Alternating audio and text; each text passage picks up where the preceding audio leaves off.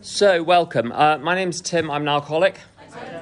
Welcome to a path through the programme, a 10-part stroll through the big book covering 10 of the basic text's 12 chapters. That's a bit of a tongue twister, isn't it? The format of this session is as follows. I'll speak for a while on the topic of working with others, and there will then be an opportunity to ask questions. Well, actually, that will be through the Ask It basket, and I'll share any relevant experience I have. The session is being recorded. Recordings will be made available online over the next few days at a member's personal blog site, which is not affiliated with AA. The QR code and site address are available here on the front table. So what I've got here, I'm down for working with others, and rather than picking chapters, what I'm doing at workshops at the moment, I did one last weekend, is simply start reading, and if I think of something to say, I'll say it. When I've finished, I'll stop, but then I read the next bit, and we might get through a lot, we might get through a little, so who knows? So what an adventure. Chapter 7, Working with Others. And, oh God, a little bit of background. I know a lot of you, but not all of you. So I'm an alcoholic. I've been sober since the 24th of July 1993. I also go to Al-Anon, and I arrived at 6:30 this morning at Heathrow after a very, very long flight. So some of those facts may be relevant here, some may not. Working with others. Over the years, I've heard a lot of people talking about the AA program. So, I'm doing the work. Are you doing the work? I need to do the work again. I've got a resentment. I guess I'd better do the work again. And there's this sort of, it makes it sound like they're going down a mine or something. That we're in Chenstokhova or Sheffield or something, and we've got to put our pit helmets on, and it all sounds miserable. And of course, working on yourself is miserable. I don't think it's supposed to be anything else. There's a very good AA speaker called Don Pritz, and I'd highly recommend, you don't want to listen to me, you want to listen to Don Pritz. That's who you really want to listen to. He, P-R-I-T-T-S, he's from was from Aurora, Colorado, died probably around 20 years ago now. One of the things he said, and I subscribe to this, is that you can recover from alcoholism. You really can. There's a period called recovery, which is the period as you're going through the first 9 steps. You complete the first 9 steps. You've completed the recovery bit. You're then in the last 3 steps, which is the serving God bit. And sometimes one might need to apply the principles for the first 9 steps and revise them. And of course, that's necessary over time. But he said the work is step 12, and the first 11 steps are preparation for the work. And of course, here it says working with others. I think it underlines that. The work is not this terribly tedious thing of staring at myself with a spreadsheet at 1 o'clock in the morning looking for character defects. The work is having a jolly conversation with sponsees I rather like talking to, and having a good old laugh about things and picking over things. That's the work. And it's not work at all, it's fun. If you don't mind me saying something possibly inappropriate, my sponsor, who some of you know, says that recovery or being an AA is a bit like sex. If you're not enjoying it, you're doing something wrong. If I'm not enjoying working with others, I'm doing something wrong. The problem is with me. It's not with the person I'm working with. There's a question. What gives you spiritual... Oh, that's a good one. Well, let's do this one. What gives you spiritual strength? Well, first of all, I don't know what spiritual strength is.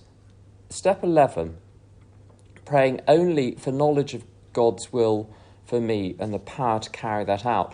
And that sounds terribly mystical, knowledge of God's will, as though we're going to pull back the curtain and behind it is the Wizard of Oz. and you're going to discover the secrets of the universe as a result of learning God's will. But knowledge of God's will for me, I don't find out anything mystical about the universe. What I find out is, what does God want me to do today? And here's the funny thing about trying to do God's will.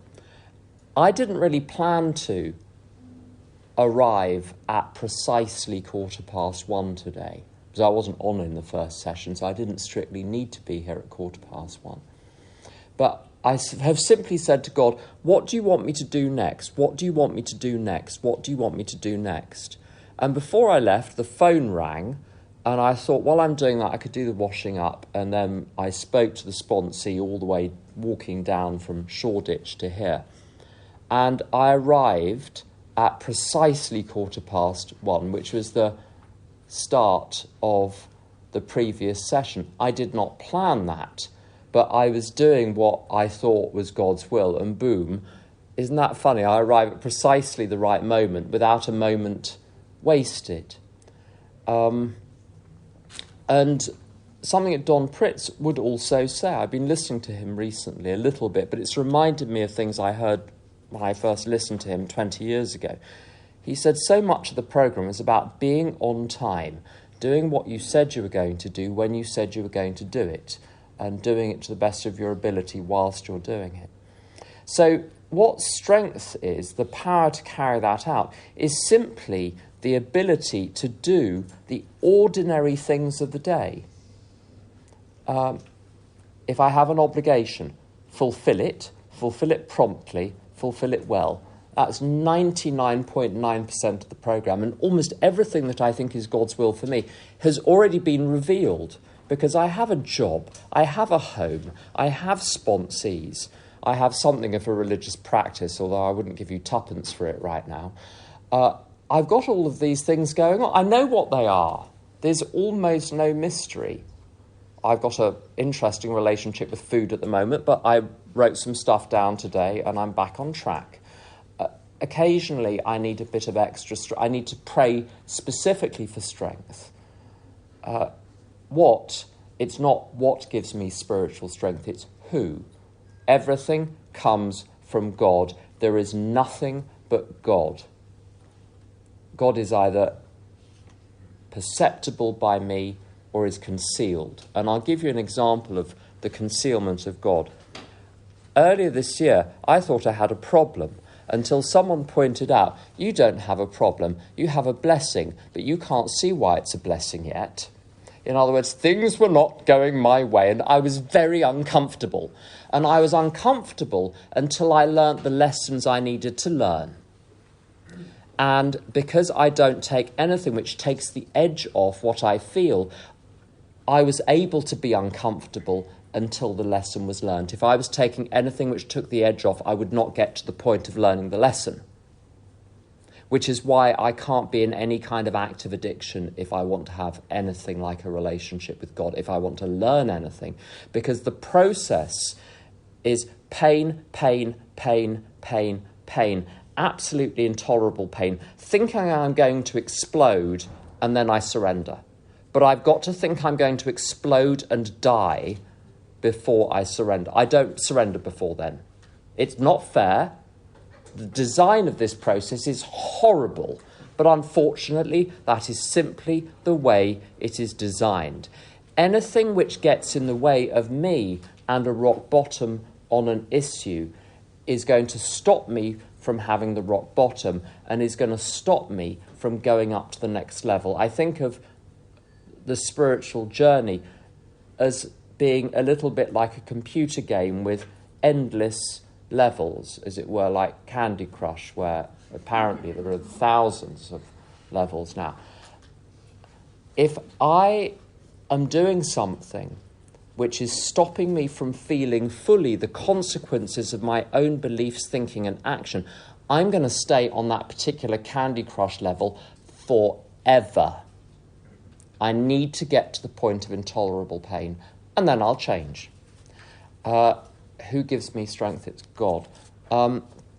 Is an emotional rock bottom avoidable in recovery? No. Basically, every problem, it depends what the question means, every problem has baked into it an emotional rock bottom. Every old idea, Fred's story is a very instructive story in the big book, 39 to 43, if you don't know where it is, 39 to 43.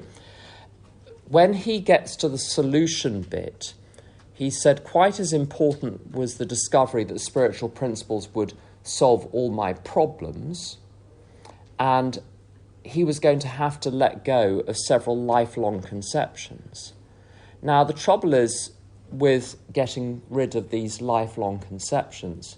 From my point of view, all of my conceptions seem right. All of my ideas seem right. All of my thoughts, my opinions, my values seem right. But some of them are going to kill me. And I can't tell which. If I could, they wouldn't be mine in the first place. And so I have to be willing to have all of them ripped away from me one by one. When I finally let go of something, it has claw marks on it. I don't surrender easily. So on each individual item, there is an emotional rock bottom. It's what it describes in Bill's story as the well-known stages of the spree. Eventually, the pain gets so much, I surrender, and then I'm able to listen. There's this tiny window when I surrender, when I'm able to listen. If I grab the information at that point and act on it, I'll be fine. If I miss the turn off, I have to go around the loop again. And that can go around for a very, very long time. Now, there's a second type of emotional rock bottom. It's the famous or infamous.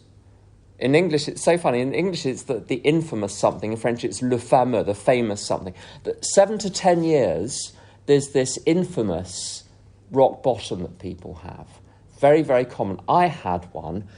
Between you and me, and anyone listening to this rotten tape, I left AA for 2 years. Now, I didn't have a little drink or a snort or a sniff of anything, but I became very odd, even more odd.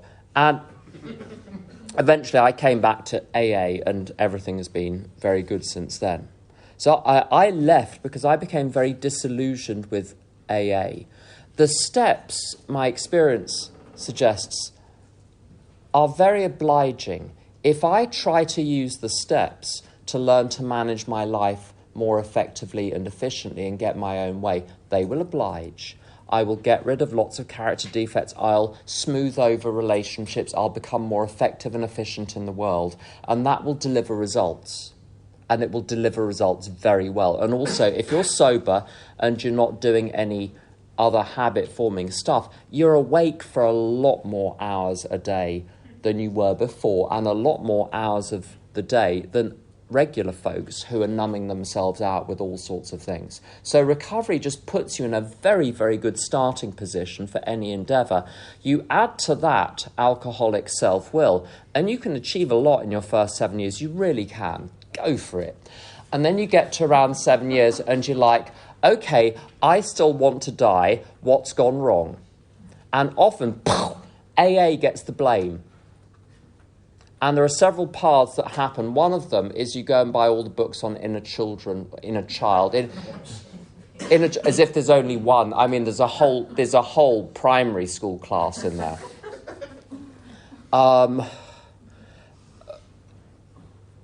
There are various therapies, as it says in the big book, rather elliptically, practitioners of various kinds. This is written by the people that occasionally used a Ouija board.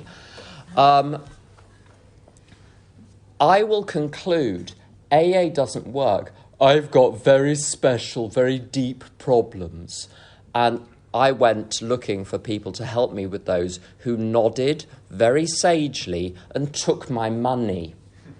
And they're very nice and very clever, and I learnt a lot, but I didn't get better. It was all backwards.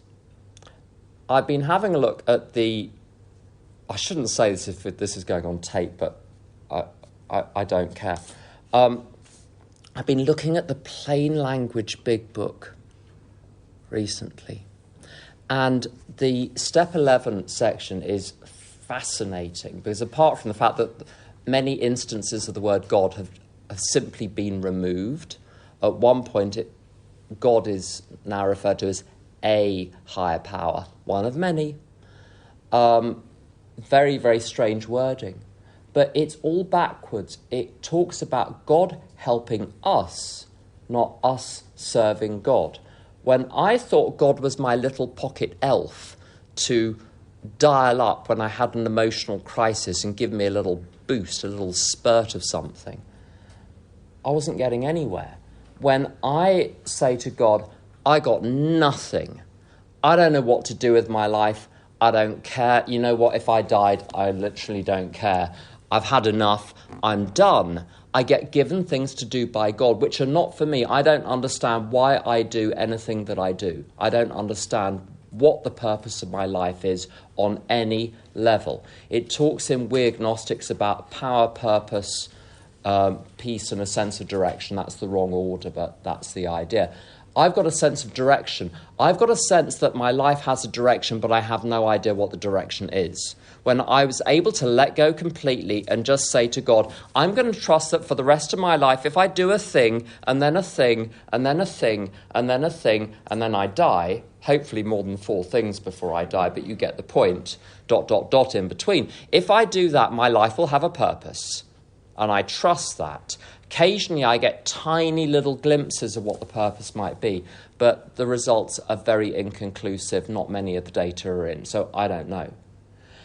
When I flipped to that way of doing the spiritual life, where I was there to serve God rather than God being there to serve me so I could serve myself, I don't have the emotional rock bottoms in the same way that I did. They're just very uncomfortable emotional burps as opposed to complete eviscerations. And I think that 7 to 10 year blip, I don't think it can be avoided because there has to be a disillusionment with materialism, i.e. the notion that the material world is all there is, the physical brain houses the mind, so when we die, that's the end of us. Those are profoundly depressing philosophies, and one has to break through to the other side of that, and often the only way of doing that is to live by that philosophy and discover it's empty, discover that it doesn't work. But if one's got a very strong program, you clear out all of the amends, you sponsor people, the ride through that will be a lot more comfortable, frankly, and there'll be a lot less damage done.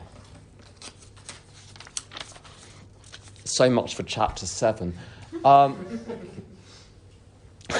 Do you detach with love or indifference? Well, okay, so someone's mentioned the L word, so I suppose let's grasp the nettle. I'm not very good on Thomas Aquinas, but I know a little. And my understanding is that the Thomas Aquinas definition of love is a combination of wishing people well, wishing the best for people, and then acting in their benefit where appropriate.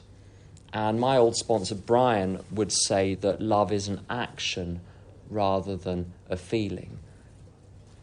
Sentiment may come and go, but the constancy is of those 2 elements of wishing people well. In other words, the natural state, I think, is wishing people well. What interferes with that is resentment, which is the notion that people are not as they should be, and I'm just going to be cross until they are.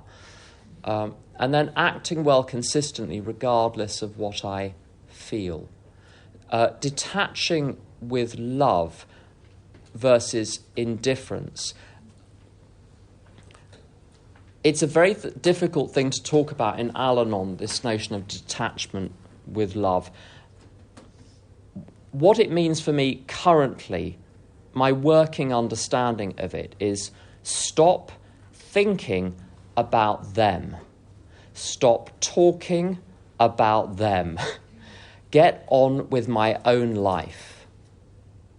When I'm with them, I pay people attention. But 99% of the time, when I'm thinking about someone who is not in the room, there's dirty work afoot. I'm aggrieved about something. I'm planning. I'm plotting. I don't trust that God will give me the words in the moment, so I need to work it all out in advance. I need to figure out how I'm going to deal with something. It's never good. So detachment, stop thinking about the person, stop talking about the person. I'm in a number of Al-Anon Facebook groups, and I almost can't look at them. Because there are 1,000 posts a day, and almost every single one starts with, my alcoholic husband, da-da-da-da-da, my alcoholic son, da-da-da-da-da. My alcoholism consists of me drinking phenomenal quantities of alcohol while people stare at me incredulous that I'm drinking the phenomenal quantities of alcohol, yet seem quite unaffected by it until I punch them in the face or run off or something. Then they realise that the drinking is having an effect. My Al-Anonism is my obsession with other people in the same way that my alcoholism is my obsession with alcohol. Constantly thinking and talking and interfering with and plotting and planning and scheming and managing, anticipating what I think people need or want and trying to fulfill those things without them having asked, even against the express words that they're saying. Just intrusively, my other half, who isn't in recovery but has got wind of the jiggy in AA and Al-Anon, if I'm in an online meeting and he pokes his head round the door, if he wants to find out if it's AA or Al-Anon, he'll say, prying eyes, and by that he means, is it an Al-Anon meeting? He gets this thing about Al-Anonism, is this awful intrusiveness into other people's minds, into other people's worlds, seeking intimacy through this kind of psychic bond because of one's own inadequacy, one's own inability to just sit there and have a day and do some stuff and enjoy yourself. And you have to get this other person. And if you can't enjoy them, you can punish them. And intimacy is achieved one way or the other. So detachment is about getting on with my own day, finding a way of being totally fine if I interact with no one. And Anthony de Mello is very good on this, saying that the cure for loneliness is not other people, it's getting involved in things that you enjoy doing. It's contact with reality. That is the cure to loneliness. So detachment with love. I can adopt and retain the attitude of benevolence, wishing people well, and beneficence, acting well towards others when it's appropriate, without thinking about them any more than is strictly necessary. So there's nothing incompatible there. With the indifference, and this is a difficult thing to convey, I'm going to have a go. In one sense, I'm not indifferent because I wish people well. I don't sit there and say, I don't care, as it were, whether people thrive or flounder. No, I would prefer people to do well. My adopted position is I want people to do well. But it is indifferent in that I am personally indifferent, in that I don't have a dog in their race.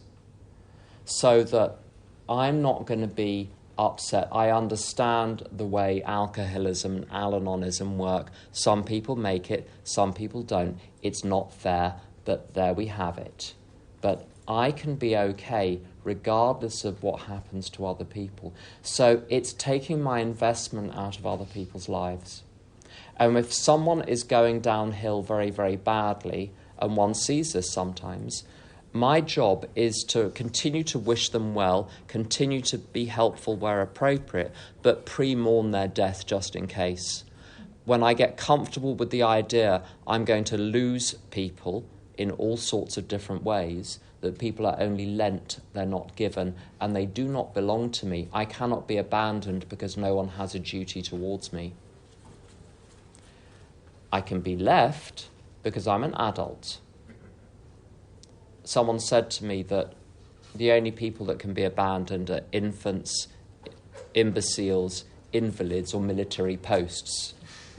If ever you feel you're abandoned, run down that list. If you're one of those, you might have been, but if not, no, you've been left. What makes you so leavable was the question I was asked. So I have to get comfortable with the idea that people come and people go, and some people stay and some people don't. There's a song from Company, I think another 100 people just got off of the train, and it talks about the same thing, these huge amounts of people coming and going, and some stay and some don't. And there are always more, and this is the great thing about AA and Al-Anon, there are always more unhappy people desperate to be part of your life. So you're not going to be being frightened of being alone. I mean, you can get rid of that one. The only way to be alone in AA and Al-Anon is either to be an arsehole or to be excessively picky. If you get rid of the arseholery and you drop your standards, you'll have loads of friends. Can very young people let go of lifelong conceptions? Can children work a program? Can I leave that one momentarily and come back to that?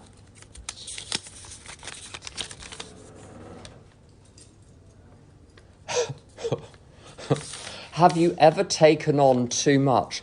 I remember about 15 years ago, I fell asleep in the middle of a step 5, and the note, I mean, it was particularly dull, so I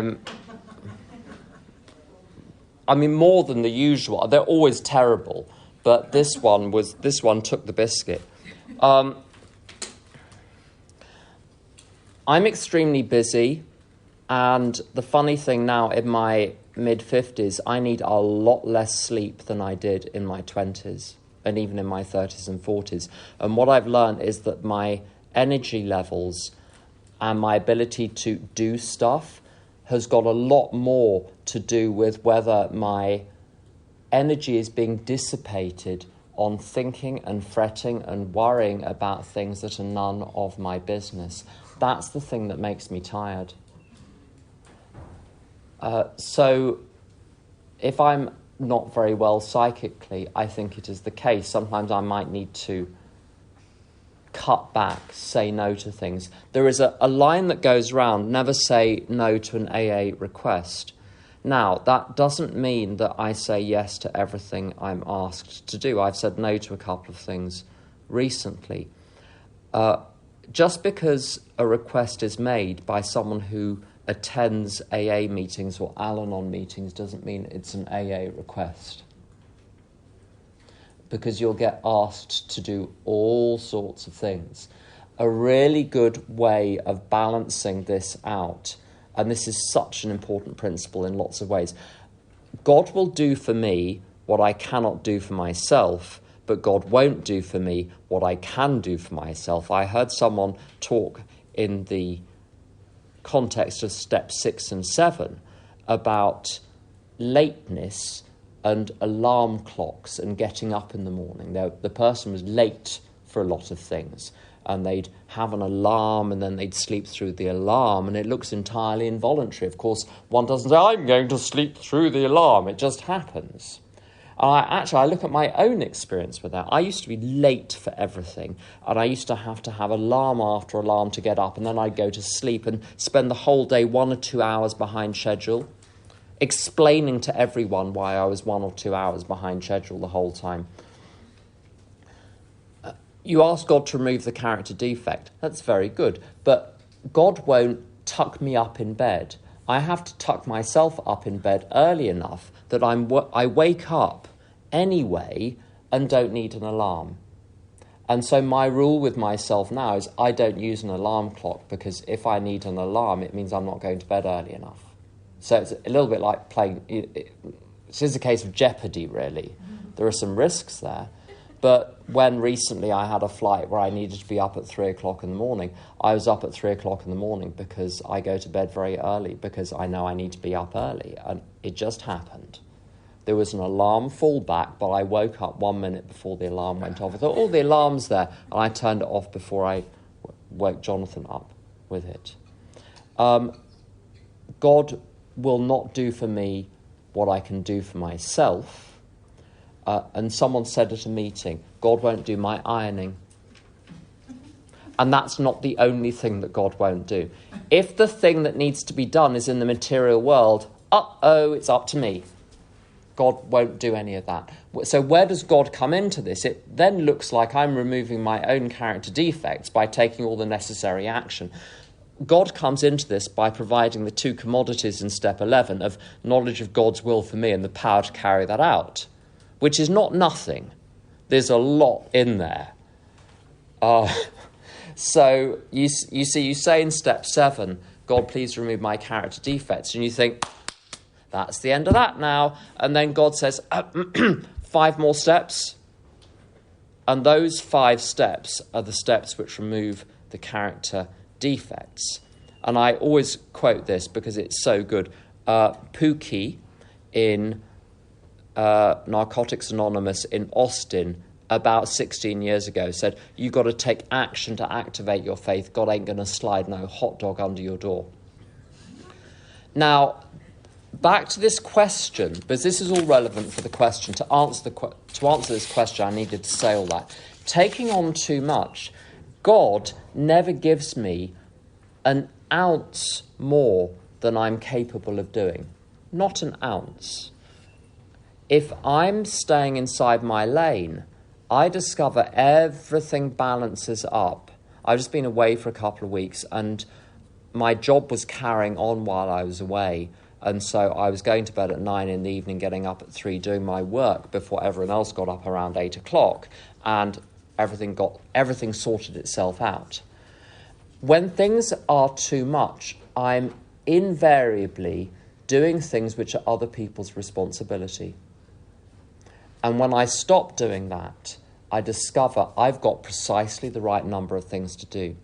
Now, between you and me, people that want you to do things on their behalf when it's their job become vicious when you say no, and manipulative and all sorts of things. I know because I've done it the other way around.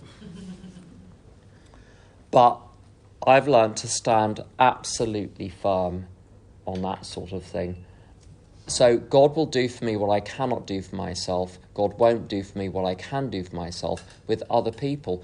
I will do for you what you can't do for yourself, but I will not do for you what you can do for yourself. And so when, as happens with me and the people that have sponsored or helped me, people have said, and this is outside AA as well, people have said, do your absolute best, take this project to the furthest most point that you can, and then send it to me, and then I'll have a look. But if it's sloppy, I'm going to send it back, because I'm not going to do your job for you. And it's the same in sponsorship. I will help you get from the furthest point you can reach further, but I won't get you to the point you need to get to. And this is not just with substantive stuff. This is to do with willingness. Can I just have a quick show of hands? How many people in here have sponsored someone at least once? Almost all of you. Very good. And the others have as well. It's just it hasn't been called sponsorship. People have called you and you've said things which are helpful. Have you ever had a conversation with someone who is struggling with whether or not to stay sober? They're just undecided about it. Or they're struggling with willingness to do the programme, and you become super cheerful about encouraging them. I don't encourage anyone because it's their job. That's not my job. It's so tiring. And the extraordinary thing is, it's like in a boxing match. Someone has an internal conflict about whether they want to do the programme, and the boxing match is inside them. Then I had that for months in AA before I finally surrendered in 1993 and said, right, just show me what to do and I'll do it. I would have these internal conflicts. Do I want to stay sober? Do I not want to stay sober? Whatever. And I would find someone, a willing victim in AA, and present my little dilemma. And they would take the side of God and recovery and positivity and the program and the steps. And I would start to argue with them from the opposing point of view. So I would take the side of my alcoholism against them having taken the side of recovery, and game on. And what I'd done, I'd taken my internal conflict and made it conflict between me and someone else. And if you've ever had those conversations about willingness, wanting recovery and willingness, you'll notice there's often a lot of it descends into tension and people argue back with you. But isn't it, that's how the question usually is, but isn't it the case that, oh, sorry, did I miss something here? So what people have done, they've made their internal conflict a conflict between them and you, so they don't have to feel the pain of their internal conflict. And for a moment, they're occupying one corner of the boxing ring, so they have unity within themselves whilst they're arguing with you. And I've played the role of them deferring the decision about whether or not they want to get well. So when that question comes to me, I turn it around, little push, no, that's yours. You need to figure that out. You figure that out. When you figured it out, give me a call. And the line I always is, I'm sorry for people who've heard this before, but when I called up Sue and said, I want to drink, and she said, AA's for people who don't want to drink, and she put the phone down. And that was the end of that conversation. My friend Midge used to buy people Threshers vouchers, if people remember Threshers. If they wanted a drink, he'd buy them a voucher. Go in there, have one on me. And that conversation never happened twice. Very good way out of it. When someone says, I don't want to do the program, I'm like, fine, bye. Because it doesn't help. Arguing about it doesn't help. I can't be enthusiastic for someone else. So what's too much? My life is enough. My life and trying to fix your life, forget it. So if I'm tired, I've always got a boundary breach where I'm doing your job for you somewhere. What's next? I am going to look at this question. Can very young people let go of lifelong conceptions? Can children work a program? I learnt a lot about my childhood in AA and through other processes and whatever. And for a long time, my narrative was something like this. When I was a kid, I was taught that ... And then I'd trot out something that I was apparently taught by a parent or a teacher or whatever. So I attributed that lesson to the thing that was said, the thing that was done. Now, the fact is, I don't know about anyone else's childhood, I've only ever been me. But there were lots and lots of influences in my childhood. There were really, really bad examples. And there were lots of really, really good examples too. There were lots of adults who were tremendous examples of how to live cheerfully and happily and productively in the world and not take the world too seriously and have a nice time. And then there were neurotic wrecks and people who were desperately codependent and alcoholics and all sorts of things. Now, when I say I learnt ... what I'm saying is I picked that person to imitate, to learn the lesson from. I could have learnt the lesson from someone else. So my poor old parents, God rest their souls, my mother was, I think this is a little bit of British understatement, a bit of a worrier. My father was happy-go-lucky. Now that has a flip side. That has happy-go-lucky has a dark side. But who did I turn out like? I turned out like my mother. It was either genetic, in which case it wasn't a lesson I learned, that was just baked in. Or I somehow saw her I somehow saw him and thought, bugger that muppet, I'm going to do what she does. So there were choices being made all along. My childhood was a childhood of endless choices of pathways. Now, the ability to manage those choices is, of course, one acquires the ability to manage those choices. One acquires increasing agency over time. One says at 18, well, suddenly someone is an adult, or 16, someone suddenly is an adult. And it's not a hard and fast thing. Of course, it's a gradual thing. But I was certainly capable of being offered influences and saying yes or no to those. And if you've ever encountered children, you'll discover the phenomenon of rebellion. So just because I was given a lesson didn't mean I had to learn it. Look at the number of times I said F you to an idea. So I was perfectly capable of rejecting ideas. So I can't sit here as a victim and say, well, I was taught this just because an idea was presented to me as a child. I had to take it on board. I was very contemptuous of a lot of things that were presented to me. Perfectly capable of pushing back. I know little about people who don't have majority in recovery, but I know a lot of people in Al-Anon who talk about the success of Alateen, and I've heard some brilliant Alateen speakers at conferences over the years. Can young people work a program? Absolutely. That's absolutely clear. Thank you for these questions, by the way. It's much nicer than reading from the book. Do you sponsor others? Someone that doesn't know me very well. Do you sponsor others? How has it served you? I do, because there's nothing else. It is the program. What is sponsorship? Just talking, and you say, oh, I did this, you do that too. Oh, you done it wrong. Do it this way instead. Clancy, very good AA speaker, not to everyone's taste. He's a man of his times. I like him a lot. He talks about AA being like an invisible rowing boat. So someone is drowning in the sea. A couple of jokers come along, floating a couple of feet above the water. And they say, get into our invisible rowing boat. And you're like, are you serious? There is no rowing boat. You're just mysteriously floating above the water.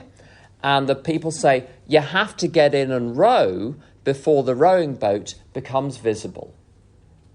So you get in, you row, and then the rowing boat becomes visible and you're saved.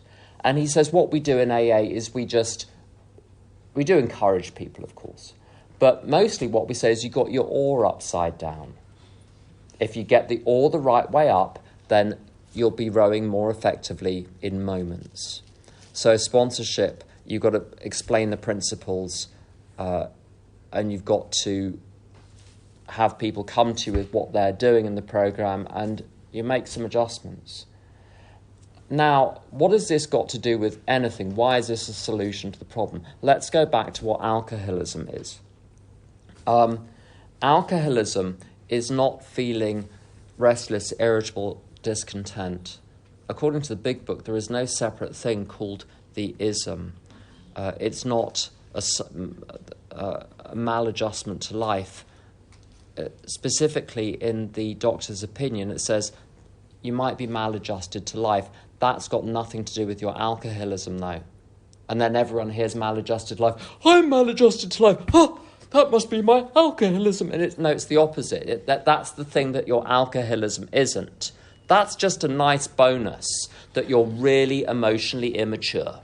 Okay, as I was, off the scale. It's not being effed up.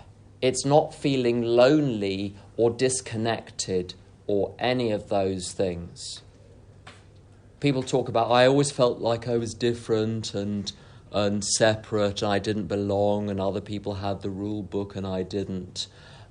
Pumpkin, you're describing being 14. That's how 14-year-olds feel, and that's when you started drinking, which is why you still feel like that at 35, because my emotional growth stopped as soon as I started drinking.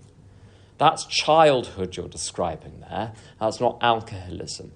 And the big book is full of examples. The Man of 30 is not an emotional mess. A certain American businessman on page 26, 27 is in the peak of physical and mental health and relapses and drinks and is an active alcoholic.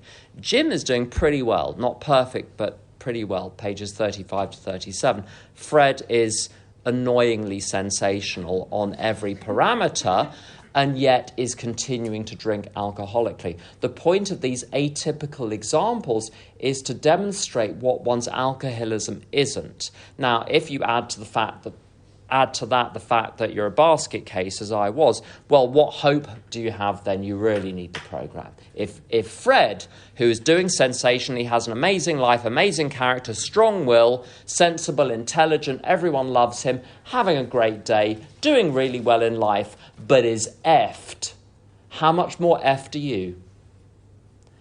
What is alcoholism? Well, page 44 wraps it up beautifully. In the preceding chapters, you have learnt something of alcoholism. We hope we have made clear the distinction between the alcoholic and the non-alcoholic. So you rub your hands at this point and know that it's about to give you a summary of the last few chapters. If, when you honestly want to, you find you cannot quit entirely, or if, when drinking, you have little control over the amount you take, you are probably alcoholic. If that be the case, you may be suffering from an illness which only a spiritual experience will conquer. So what that means in practice is there is a little voice in my mind, in my brain, my physical brain, which there's a little idea that a drink is a good idea. It seems to be programmed, it's in there, it's programmed forever, it's always going to be there, and periodically it squeaks up its little suggestion to have a drink. And the command and control centre, which is fielding thousands of thoughts all day long and is super efficient and good at discerning the truth and the false and all of that, when that little bit of my brain squeaks and says, let's have a drink, it says, okay, seems perfectly reasonable to me. This brokenness in the mechanism is my alcoholism, coupled with the fact that if I were to start again, I'm just built not to stop. You give me a drink, the drink amplifies my desire for alcohol, and when I start drinking, I'm going for months, if not longer. So the job, I can't do anything about that. The only relief we have to offer is entire abstinence. So the job, the whole of my AA experience, is not to have the first drink. Now, that's not by eliminating the bit of my brain which produces the squeaky voice that says, let's have a drink. That's just ineradicable. It's there. Deal with it. It's going to squeak occasionally. Not because I'm having a bad day. Often it's when things are going really well and I'm slightly excited. Interesting that excitement is one of the things to be scared of. Not scared of, but wary of in step 11. Excitement. But it can happen at any time. Bad day, good day, neutral, excited, whatever. My defence against that is patchy. At certain times, and I can't tell what times those are, I'm without defence, which means that thought of a drink gets flagged through into the nightclub by the bouncers who are somehow mesmerised by it and are unable to turn it away. And that thought of having a drink goes all the way into the VIP room, except it's got Semtex strapped to it. Boom. And that's the end of the nightclub. So I need a defence against that. Now, Grady O.H., who is one of my favourite AA speakers, says the reason she needs to rely on God is because God isn't thirsty. So God's will for me has got nothing to do with the thoughts that my physical brain squeaks up to my command and control centre. AA teaches me to live by a system, not to live by the thought that I've just had, the feeling that I've just had, the impulse that has just arisen within me. It gives me something to live by instead. But the great treat is that that system involves being given a job to do by God. And in doing that job, it's as though the world lights up. And I don't understand how. So I have never helped anyone. God, if anyone has been helped, God has helped them through me. And I tap off some of the energy that comes through me into other people's lives, and that lights my life up. How has it served me? It doesn't serve me. I serve it. And I haven't had a drink, so it's going pretty well. Thank you. I haven't had a drink all day. For a while, that's been the case. And honestly, some days it's several hours, but I seem to earn enough. I seem to have time to get everything done that I need to get done. There seems to be no contradiction between doing a lot of sponsorship and having a life. We've got a few more minutes. Oh! How has the programme helped you deal with outside issues that still impact you, e.g. politics? There's a lot in this question. Tradition says that I have... Tradition 10 says that I have no opinion on outside issues. And when I stick to that, I'm doing really well. And when I'm spiritually well, I can expose myself to any amount of news or whatever. And it's interesting, but... because I know that I'm a spiritual being, not a lump of flesh with chemistry and electricity going on inside me. So, I'm on this material plane for a while, and then I won't be. I'll be somewhere else. I'm just visiting here. I don't care. It can impact my material life, but I am not my material life. A friend of mine made amends to... I haven't thought of this story for ages. A friend of mine made an amend to a girl that she lived with, and she said, "I'm very sorry, I poured vinegar on your sofa." A little bit of vindictiveness in that action. And the person receiving the amends said, "I can't believe you did that to me." Not to my sofa, but to me. The poor woman thought she was a sofa. So that if you do something to the sofa, you're doing something to her. It's a very common mistake to make. When someone does something to a thing which I think of as mine, I think they've done it to me, but I don't know what I am.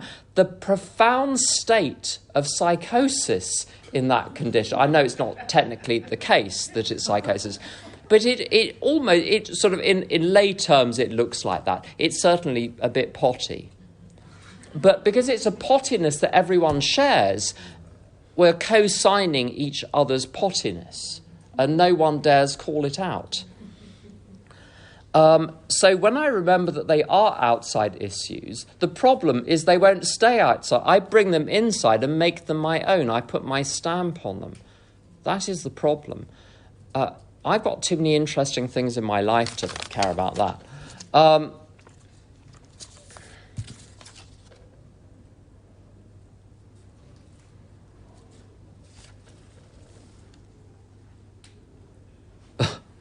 How do you stop listening to the voice that says just 5 more minutes in bed? One has to use language very, very carefully. Does one mean listen to the voice, or does one mean obey the voice? You can stop obeying it by taking step 3 and meaning it. Once I make the decision that I am to do God's will, the voice is just, who cares about the voice? It's not anything. Whilst I depend on the internal voices to work out what to do, then it's in charge. So the answer to that is to take step 3. If I'm acting in self-will, I've forgotten I've taken step 3. And that's kind of all we've got time for. We've got another 2 sessions on chapters 8 and chapters 9. I'm going to be back at 5 o'clock talking about chapter 11, and I'll store up the unanswered questions, and I'll start off the last session on those. Would you please help me close with the serenity prayer? God, grant me the serenity to accept the things I cannot change, courage to change things I can, and the wisdom to know the difference.